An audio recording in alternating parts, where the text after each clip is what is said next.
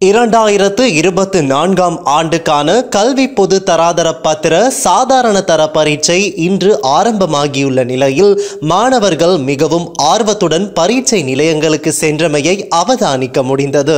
குறித்த பரீட்சைக்காக 4,74,147 பரீட்சார்த்திகள் தோற்றுவதோடு 3,663 பரீட்சை நிலையங்களில் பரீட்சைகள் நடைபெறுவதாக பரீட்சைகள் திணைக்களம் தெரிவித்துள்ளது. இவர்களில் 3,98,182 பேர் பாடசாலை பரீட்சார்த்திகள் எனவும் 75,965 பேர் தனியார் பரீட்சார்த்திகள் எனவும் தெரிவிக்கப்பட்டுள்ளது.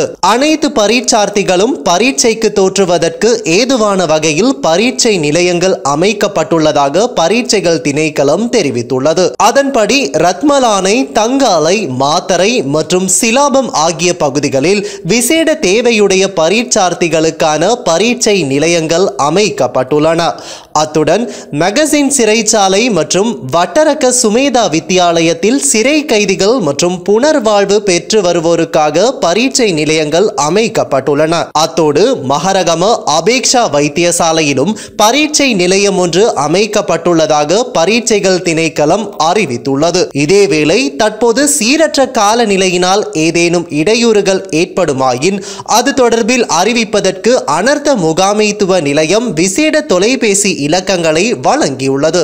அதன்படி அனர்த்த முகாமைத்துவ நிலையத்தின் துரித இலக்கமான 117க்கு அல்லது 0113668020 அல்லது 0113668100 என்ற இலக்கத்திற்கு தெரியப்படுத்த முடியும் என அறிவிக்கப்பட்டுள்ளது. இதேவேளை பரீட்சைகள் தொடர்பில் ஏதேனும் அசௌகரியங்கள் ஏற்படுமாயின் பரீட்சார்த்திகள் அது குறித்து 1911 என்ற பரீட்சைகள் திணைக்களத்தின் துரித இலக்கத்துக்கு அழைப்பை ஏற்படுத்தி அறியப்படுத்துமாறும் பரீட்சைகள் திணைக்களம் அறிவித்துள்ளது. அதே நேரம் சகல பரீட்சார்த்திகளும் பரீட்சை நிலையத்துக்கு உரிய நேரத்துக்கு வருகை தர வேண்டும் என பரீட்சைகள் ஆணையாளர் தெரிவித்துள்ளார்.